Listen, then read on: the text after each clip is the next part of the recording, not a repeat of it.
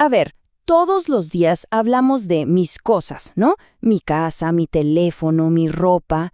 Parece algo súper simple, pero ¿qué hay detrás de esa idea?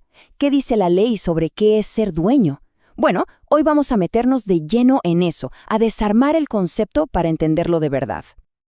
Exacto. La pregunta del millón. ¿Qué significa realmente ser dueño de algo? Porque la respuesta a eso, bueno, define casi todo en nuestro día a día, desde dónde vivimos hasta lo que llevamos en el bolsillo. Y para entenderlo bien, vamos a hacer un recorrido. Pensemos en esto como si estuviéramos construyendo una pirámide. Empezaremos por la base, con las ideas más fundamentales, luego hablaremos de la posesión, el dominio, cómo se transfiere la propiedad, y terminaremos en la punta, viendo cómo todo esto se aplica hoy en día. Muy bien, arrancamos por la base de todo. Y es que antes de siquiera poder hablar de propiedad, hay que entender algo clave. Para la ley, no todos los derechos son iguales. Hay dos grandes categorías, y la diferencia entre ellas lo cambia todo. Y miren qué bien se ve la diferencia acá. Por un lado, tenemos los derechos reales. Imaginen una línea directa, sin intermediarios, entre una persona y una cosa. ¡Pum! Un poder directo. Por el otro están los derechos personales. Acá la cosa es distinta. Es una relación, yo le exijo a otra persona que cumpla con algo, que a lo mejor tiene que ver con una cosa. Es indirecto. Esta distinción es fundamental. Ok, ya tenemos la base teórica. Ahora vamos a la práctica, al mundo real. Hablemos de tener algo físicamente en nuestro poder. Porque, ojo, no es lo mismo tener que poseer. Y esa es la siguiente pieza del rompecabezas. La ley es muy específica con esto de la posesión. Dice que para que exista se necesitan dos ingredientes sí o sí. El primero es el corpus, que es básicamente tener la cosa, el control físico. Pero el segundo es la clave. El animus domini.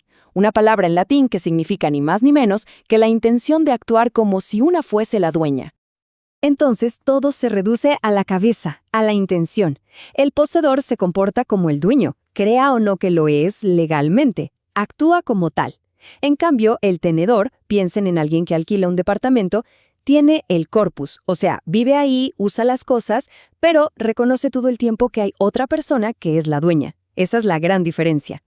Y con esto llegamos a la punta de la pirámide, al derecho más fuerte, más completo de todos, el derecho con mayúsculas. Estamos hablando del dominio.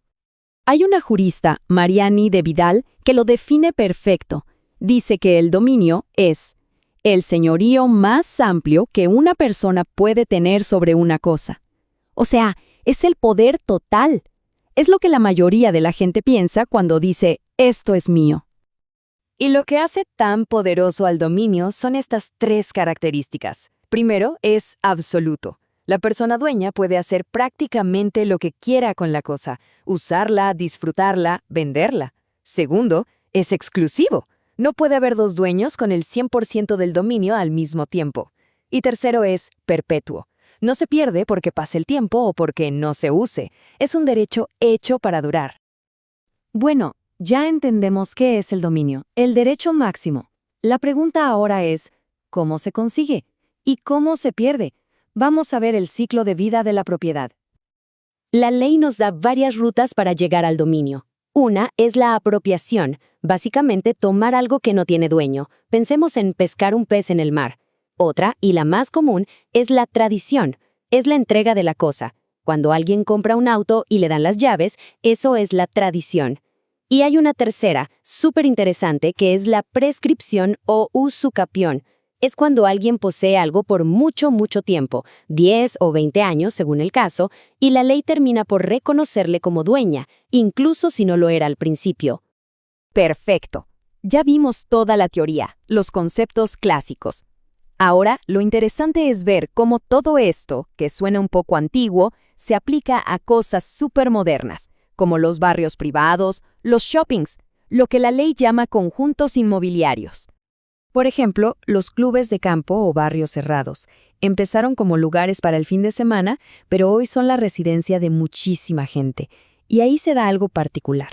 Cada quien es dueño de su casa, de su lote, pero a la vez comparte y se somete a reglas comunes para las calles, la piscina, las canchas de tenis.